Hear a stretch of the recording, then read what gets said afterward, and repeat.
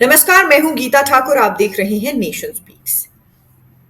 लोकसभा के चुनावों को लेकर सभी पार्टियों की तैयारियां शुरू हो गई हैं। सभी राजनीतिक दलों ने तैयारियां शुरू कर दी हैं। सबसे खास इस बार विपक्ष का एक महागठबंधन जिसे इंडिया का नाम दिया गया है वो है। अब लगभग 36 ऐसी पार्टियां हैं जो एनडीए के साथ जाती हैं, लगभग 26 ऐसी पार्टियां हैं जो गठबंधन इंडिया के साथ जाती हैं और लगभग 22 ऐसी पार्टियां हैं जो किसी भी गठबंधन में शामिल नहीं हुई हैं। इस बीच कई सारे बड़े बयान देखने को मिल रहे हैं। अभी तक गठबंधन अपने लिए तमाम बड़े फैसले नहीं ले पाया है। इस बीच कहीं से ये आवाज देखने को मिल रही है कि लोकसभा के चुनाव जल्दी होंगे और कहीं से ये देखने को मिल रहा है कि अभी तक तो विपक्षी गठबंधन जो महागठबंधन है वो अपने लिए कोई तमाम बड़े फैसले ही नहीं ले पाया है। और इन्हीं सारे मुद्दों पर बात करने के लिए हमारे साथ नेशन स्पीक्स के ग्रुप एडिटर रोहित खन्ना मौजूद हैं। सर, बहुत बहुत स्वागत है आपका। धन्यवाद गीता। सर, जिस तरीके से गठबंधन को लेकर रोजाना कोई ना कोई जानकारी देखने को मिलती रहती है। 22 के करीब ऐसी पार्टियां हैं जो किसी में शामिल नहीं हुई। 26 गठबंधन के पास हैं जिसमें से वो कह रहे हैं कि कुछ और पार्टियां हमारे साथ शामिल होंगी।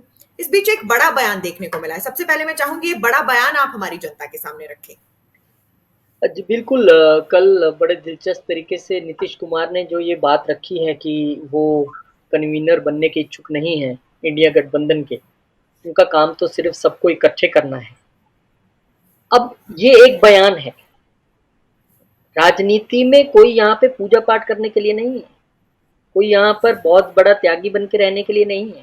त्यागी से मुझे याद आया, जो जेडीयू के एक बड़े नेता हैं केसी त्यागी, उन्होंने भी एक बड़ी बात कही है कि नीतीश कुमार में प्रधानमंत्री बनने के सभी गुण हैं। और दूसरा बयान नीतीश कुमार दे रहे हैं, मैं तो कन्वीनर बनना ही नहीं चाहता। अब जाहिर है जो कन्वीनर बनेगा वो प्रधानमंत्री की कुर्सी के नजदीक भी हो जाएगा अगर जीत होती है तो इस तरह के बयानों का आना, अब इससे क्या कहा जाए? किसने कहा कि आप कन्वीनर बनिए? क्या ऐसी कौन सी बात हुई? आपकी पार्टी के बीच के तो सभी लोग बोलेंगे ही। और अगर आपको कन्वीनर नहीं बनना है तो कर्नाटका में जब बेंगलुरु में हुआ था तो आप वहां से क्यों बिना प्रेस कॉन्फ्रेंस के चले गए? ऐसी कौन सी बात हुई थी?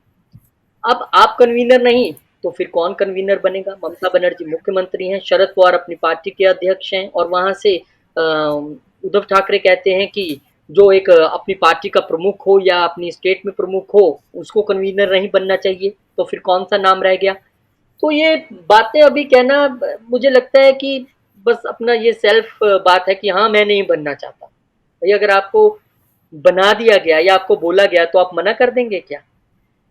मुझे नहीं लगता ऐसा होगा, क्योंकि कन्वीनर की पोस्ट के लिए बहुत सारे लोग नजरें गड़ाए बैठे हैं। अब वो 31 अगस्त और जो 1 सितंबर को मीटिंग होनी है उसमें ज़्यादा साफ होगा। लेकिन नीतीश कुमार का ये कहना कि मैं कन्वीनर नहीं बनना चाहता, ये बड़ा दिलचस्प है। अब देखते हैं 31 अगस्त को किसको बनाते हैं अगर वो नहीं बनना चाहते तो। जी सर, इसके साथ साथ ये भी कहते हुए नजर आए हैं कि ना सिर्फ कन्वीनर वो कुछ भी नहीं बनना चाहते हैं, ना सिर्फ संयोजक बल्कि वो कुछ भी नहीं बनना चाहते हैं। मीडिया के सामने ये बात कहते हुए नजर आए हैं कि वो कुछ भी नहीं बनेंगे। अब और क्या बनेंगे? पहले ही मुख्यमंत्री बने हुए हैं वो। और कन्वीनर बनने के बाद भी आपको एक लंबी लड़ाई लड़नी है।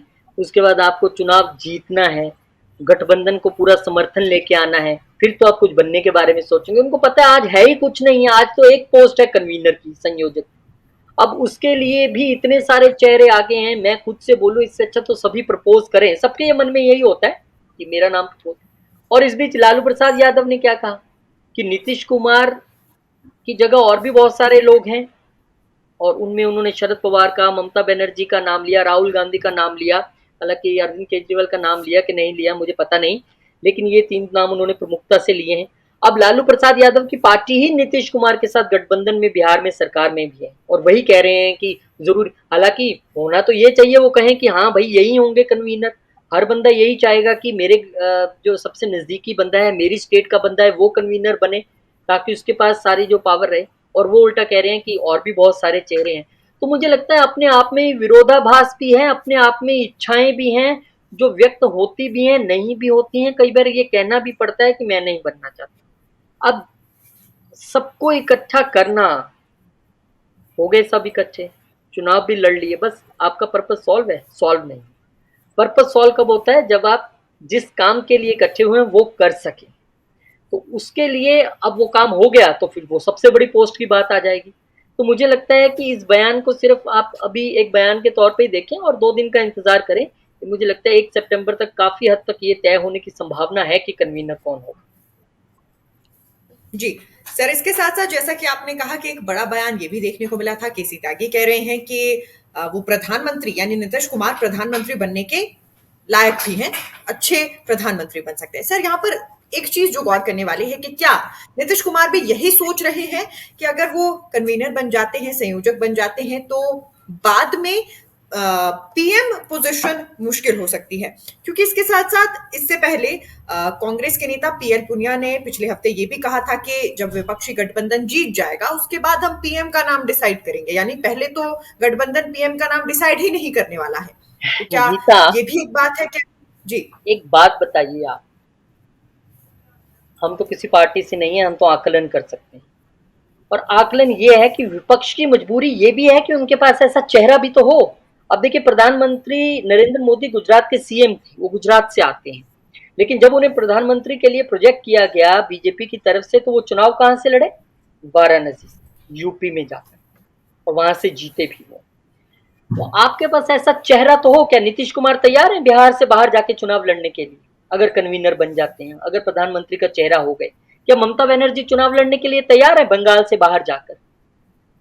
आप एक सोचिए बात को। क्या शरद पवार अगर कन्वीनर बन जाते हैं तो महाराष्ट्र से बाहर जाकर कहीं वो चुनाव लड़ने के लिए तैयार हैं? ये बहुत बड़ी बात है। आपको सर्व मान्य भी तो होना पड़ेगा। ममता बनर्जी बंगाल तक सीमित हैं, शरद पवार महाराष्ट्र तक सीमित हैं, नीतीश कुमार बिहार तक सीमित हैं, जितने आप नाम गिना लीजिए। लेकिन पीएम नरेंद्र मोदी की स्वीकार्यता सब जगह दिखाई देती है।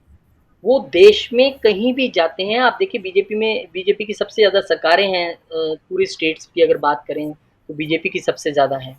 और नरेंद्र मोदी गुजरात छोड़कर यूपी जाकर चुनाव लड़े एक नए क्षेत्र से, गुजरात से। और उनको आसान हो सकता था अगर वहां से लड़ते। उनको तो पता ही था मेरी अपनी स्टेट है, मैं यहाँ पे मुख्यमंत्री आऊँ। लेकिन वो फिर भी क्या ऐसा करने की क्षमता विपक्ष के जो इंडिया गठबंधन बना है, ऐसा कोई लीडर है? अब राहुल गांधी पिछली बार 2 जगह से चुनाव लड़े, वायनाड से और अमेठी से, क्योंकि अमेठी से हालत खराब थी, लग रहा था कि हार जाएंगे और हार गए। क्या मोदी 2 जगह से चुनाव लड़े? नहीं लड़े, पिछली बार की बात कर। तो कहीं ना कहीं देखा जाए तो मुझे लगता है कि विपक्ष के को ये कहना ही पड़ेगा कि हाँ, हम 140 करोड़ लोग ही हमारा चेहरा है, और जब हम जीत जाएंगे तब हम तय करेंगे प्रधानमंत्री का चेहरा कौन हो। क्योंकि उनको पता है कि इतनी पार्टियों में एक चेहरा बना, मान लीजिए 26 पार्टियां हैं और एक चेहरा बन गया किसी पार्टी से, बाकी 25 चेहरों की तो फिर महत्वाकांक्षा ही रह गई पीएम बनने की। वो तो बात ही खत्म हो गई ना, आपने एक चेहरा ही प्रोजेक्ट कर दिया। और फिर वो चेहरा भी ऐसा हो जो पीएम नरेंद्र मोदी के मुकाबले का हो, जो टक्कर दे सके। तो मुझे लगता है कि ये सबसे बड़ी खामियां हैं इंडिया गठबंधन को, जिस पे काम करना है। और भले ही वो ये कहें कि हम तो चुनाव के बाद चेहरा लाएंगे, मुझे लगता है उन्हें चुनाव से पहले चेहरा, क्योंकि जब जनता को पता ही नहीं है कि यहाँ से नरेंद्र मोदी है तो वहां से कौन है, जब तक ये वर्सेस वाली बात होगी नहीं, तब तक कैसे आप वोट हासिल कर पाएंगे या कैसे आप जनता को समझा पाएंगे? तो ये जी, जो यानी 2 दिन की बैठक है, ये बहुत इंपॉर्टेंट बैठक है महाराष्ट्र में। जी। सर, यानी कुल मिलाकर ये कहा जा सकता है कि ये चॉइस नहीं, एक मजबूरी है कि अभी प्रधानमंत्री का नाम गठबंधन की तरफ से सामने नहीं रखा जा सकता। सर, पूरे मुद्दे को कंक्लूड करना चाहेंगे तो क्या कहेंगे? वो तो आपने कर ही दिया अभी कह के, बिल्कुल चॉइस नहीं मजबूरी है। बिल्कुल ठीक कहा आपने। जब इतनी पार्टियां साथ हों, और आप प्रधानमंत्री तो छोड़िए, अभी आप कन्वीनर नहीं तय कर पा रहे हैं। 2 बैठकें हो चुकी हैं, पहली बैठक में तय हो जाना चाहिए था कि कौन इस गठबंधन को लीड कर रहा है, अगर मन में कोई संशय नहीं है, अगर मन में कोई महत्वाकांक्षा नहीं है। लेकिन वो अभी नहीं हो पा रहा है। और मुझे लगता है इंतजार करना चाहिए हमें भी। देखते हैं 31 अगस्त और 1 सितंबर को कितनी कमेटियां बनती हैं, उसका कौन प्रमुख होता है। हालांकि ये भी सुनने को मिल रहा है कि हो सकता है कि विरोधाभास को हटाने के लिए अलग अलग जोन, यानी कि 3 या 4 स्टेट का एक प्रमुख बना दिया जाए। मान लीजिए पश्चिम बंगाल, केरला और वहाँ की जो जितनी स्टेट्स हैं, उनके एक नेता को जिम्मेदारी दे दी जाए। पंजाब, हरियाणा, हिमाचल, जम्मू कश्मीर, दिल्ली, यहाँ को एक नेता को जिम्मेदारी दे दी जाए। और इसी तरह से अगर नॉर्थ ईस्ट चले जाएं तो वहाँ पे अलग को जिम्मेदारी दे दी जाए, और एक कन्वीनर हो जाए, और ये बाकी सब साथ में सह कन्वीनर के तौर पे, सह संयोजक अलग अलग जोन के, जिसमें 3 या 4 स्टेट्स आ जाएं। ऐसी भी बातें चल रही हैं। तो बहुत सारी चीज़ों पे काम हो रहा है। तो जब ऐसी बहुत सारी चीज़ों पे काम हो जाता है ना, जब बहुत सारे क्लास में जब एक मॉनिटर की जगह बहुत सारे मॉनिटर हो जाए ना गीता, तो बड़ी प्रॉब्लम आ जाती है, क्योंकि हर मॉनिटर चाहता है मेरे जी तरीके से काम हो, और इसलिए टीचर बनाती है कि एक को बनाए तो बाकी 4 बच्चे ना नाराज़ हो जाएँ। लेकिन ऐसा जो अगर इंडिया गठबंधन में होता है, तो मैसेज फिर वही जाएगा कि इनमें से कौन मुख्य चेहरा।